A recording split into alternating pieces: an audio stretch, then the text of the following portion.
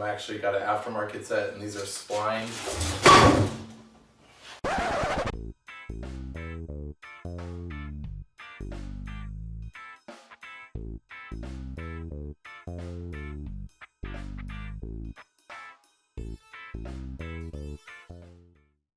Thanks for watching D2 Wrench Works and DIY. Behind me here is my new project. If you haven't seen the intro video, you should check that out. A 2004 Suzuki Forenza. And what we are doing is a head gasket replacement. As you can see, I'm basically done with it at this point, well, the end of this video.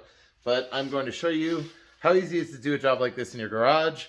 And if you have a Forenza yourself, I'm going to show you exactly all the steps to do it. I'm going to include all the tools you're going to need, socket, type, and all of this stuff. So let's get into the whole breakdown now. So as my second time doing a Suzuki Forenza, I would highly recommend, on Rock Auto, they're dirt cheap. They're less than $50. On Amazon, they're like $60.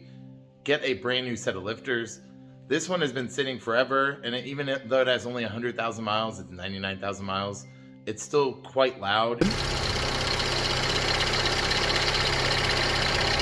You'll hear a ticking. It'll accelerate when you rev the engine, and it's the lifters are not doing so hot. Once they've been plunged out, when you do a head gasket job, you have to plunge the oil out of them with like a vise or something like this. They often collapse because they're not made of the best stuff. It's just, I mean, you could probably save them if you could. Last time I got all but one. So I put the whole thing together and everything but one pumped back up, and it was a huge pain in the butt to take the whole top end all the way apart again. So technically this would be the third time I've done this. Big recommendation though, I didn't want to forget to point out, do get a brand new set of lifters. It's worth it and your time. First thing we have to do to start the job, you want to open up your fuse panel here, and inside you want to look at your chart, and we want to pull the fuel pump fuse. It looks like it's going to be in the second row towards the top here. And this one's right here. Here's a better view showing you which one it is. There you go. Now the next step, we get into the vehicle. Now for this step, you want to get into the vehicle, you want to crank it up, and we want to just let it run until it runs out of fuel.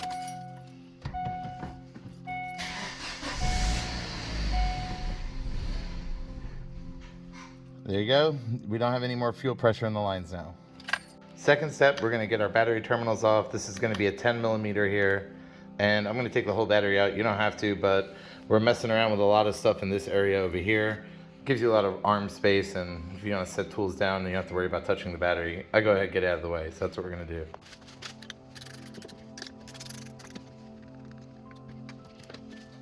This bolt right here, there should be another one here. This is obviously a zip tie. 10 millimeters for both of them as well.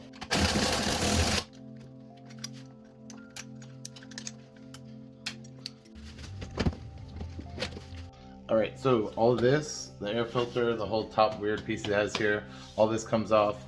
The hoses that we have here are 6 millimeter. The bolt on the air filters, these are 8 millimeter, and then further down into the frame where this bracket bolt is down there, that is going to be a 12 millimeter down there. Let's get them all out.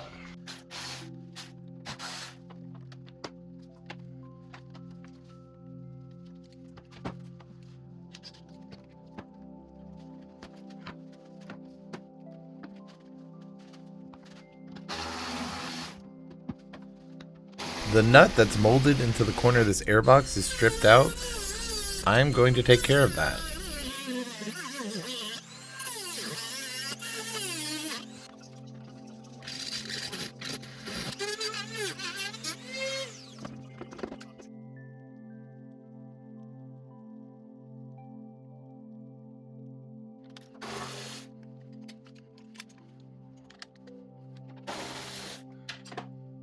Before we jack up the vehicle, you need to use a 19 millimeter on the passenger wheel and crack the lug nuts loose. Next, you need to slide under the vehicle. We are removing the driver's side splash shield. Right underneath the bumper, you will see 2 plastic body clips in a Phillips shape. Once you get underneath the wheel well, right by the brake line on the driver's side, you will find 2 10 millimeter bolts, and to the left of that, 1 more plastic Phillips body clip.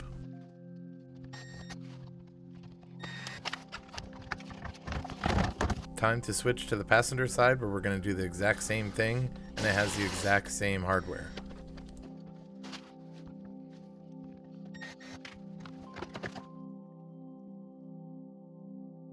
You're going to need a deep well 13 millimeter socket here for this, and what we're going to do below the passenger radiator fan is a 13 millimeter plug. This is the drain plug to the radiator, and we need to drain all the coolant out. To make less of a mess, let's remove the upper hose first. While the radiator is draining, you can help squeeze some more out quicker to make even lesser of a mess. The radiator side can be a little bit tricky, but my icon pliers knock this out no problem. The lower hose is right in between the radiator and the valve cover. There's a hose clamp up high, and then there's the lower one to the radiator. Earlier we cracked the lug nuts on the passenger side wheel. We are now going to go ahead and remove it with a 19 millimeter. All of the timing stuff we need to get to on this vehicle is on the passenger side. So what we need to do is jack the motor up from the oil pan lightly with wood blocks. Be careful. Then we're going to remove the passenger motor mount. All right, now we're going to work on the passenger side motor mount. We're going to take out these 4 bolts, and these are 14 millimeter.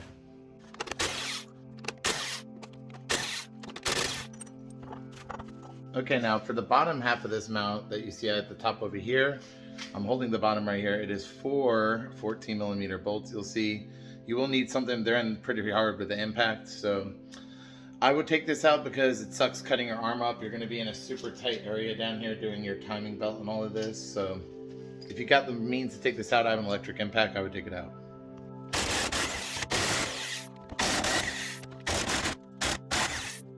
Okay, we removed the right wheel here so we could get into the crank. We have 1, 2, 3, 4 6 millimeter Allen bolts you want to get a hold with, some sort of extension so you can get maybe an air gun or a breaker bar. You're gonna have to come way out here if you get a breaker bar, but I have that ready.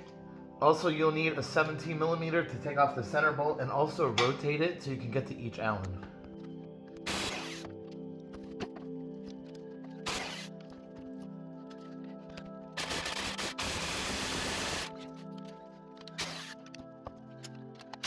Okay, so at this point, I want to leave the belt on to help with tension to come off because my impact isn't the strongest. I don't have an air tool. So what I'm going to do is I'm going to crack this loose, and then we're going to go up top and take the whole belt off, and then I'll take this pulley off.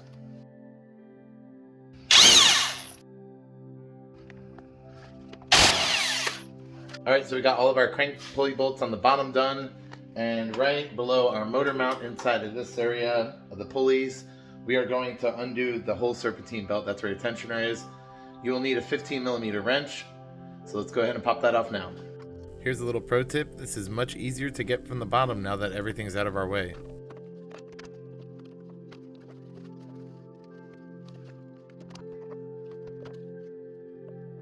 Your crank bolt, do not forget to thread this back in. We're going to need it later on to rotate it around. Rotate the engine assembly around. Alright, you can see everything all down there is missing and gone. I pulled the pulley of the crank down there. You can see the bolt there. Next up, we're going to get to the timing belt, so we have to take off the cover. We have a 10 millimeter here, a 10 millimeter right inside this hole here. It's hard to see there. And then you have another one further down. You can see it kind of in there, in that hole. So it's only 3. We're going to get those pulled right now.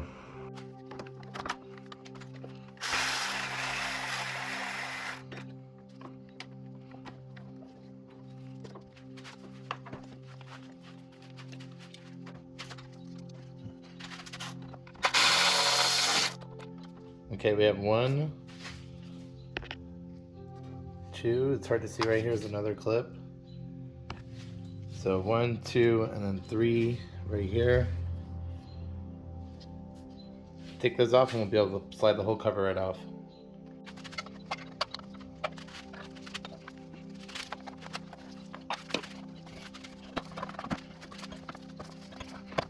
Alright, time to take off our timing belt here. This one's actually, you might be able to see here. Yeah, you can see the cracks all the way around. Only at 100,000 miles.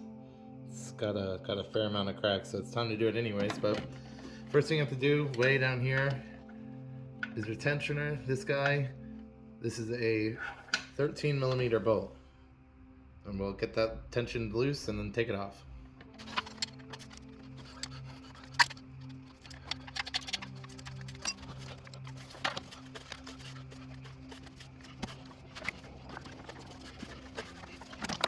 All right, we are moving along here. So the next step is the very back here.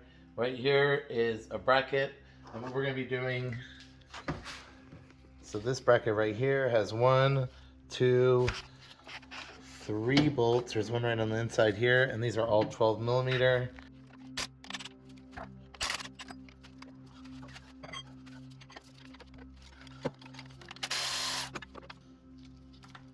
You will notice there's a bracket bolt here in the middle as well. This is a 10 millimeter.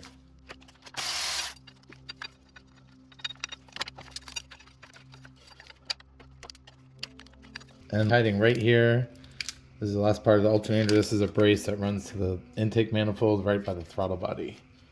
112 millimeter to get the alternator out. You could leave the brace attached, but I think we might actually have to loosen the bolt in the back too. We'll see.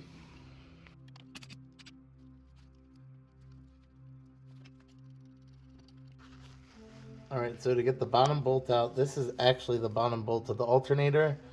And there's a bracket, hard to see with my arm in the way there.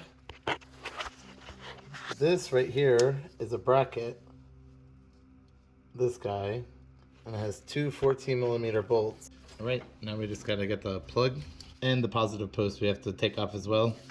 This should be a 12 millimeter.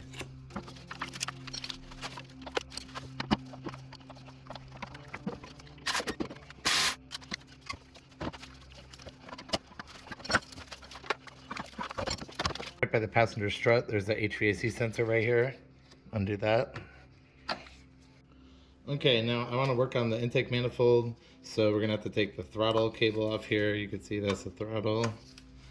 I got a bunch of these hoses, got one for the PCV crankcase.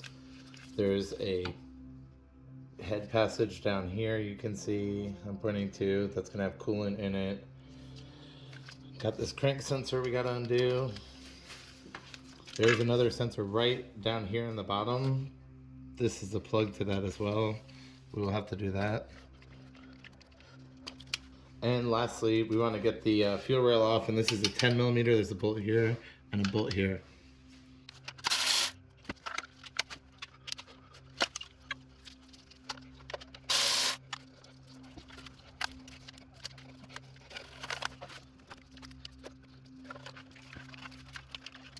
Cut the rail out. Injectors are quite a bit crusty, but all done. Moving on. So we're on the passenger side of the intake manifold. Where this clip is, if you slide out of the way, on the corner right here is a bolt hole. I already took it out. This is what it is. This is a 12 millimeter. And then in the middle, right underneath the throttle body, I'll have a picture for both of these, is a 13 millimeter that is underneath the brace. You got to get both of those. This is the inlet to the fuel rail. It has a plastic clip, which is kind of U-shaped right here. You can use a pick to get it out, but I mean, this thing just literally disintegrated. So I'll get a new one of those. You should plan on it too. Don't want that to pop off and start a fire. We are really close to getting the intake manifold all the way off, but on the side here, we have the spark plugs, and there is some emission stuff over here that's all bracketed to the side of the intake manifold. So we're going to take off our spark plugs, our coil pack, and all of that first. So let's go ahead and do that now. The original bolt is a 5 millimeter Allen. I don't know what that is. Somebody else put that in.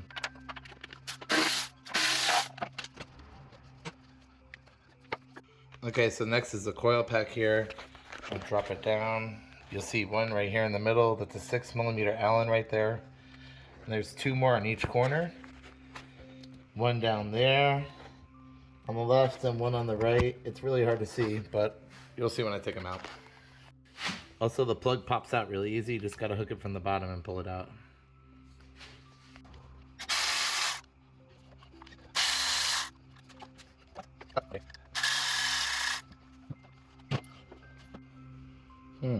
Nice find there. Guess I'll have to JB Weld and clean this up a little bit. As the list gets longer of side repairs, oh joy, we love that. Please stay tuned for part 2 though. This concludes part 1 of the series. It's probably going to end up being 4 parts, I imagine, to get it all the way, maybe 3 parts to get it all the way done. If you'd like to support the Patreon channel, you could find me on Patreon. All proceeds go directly into the channel for projects just like this. Thank you for watching, guys. Please, if you want to become a supporter of the YouTube channel as well, you can do that through memberships. And thanks for watching, guys. Have a good day. Bye.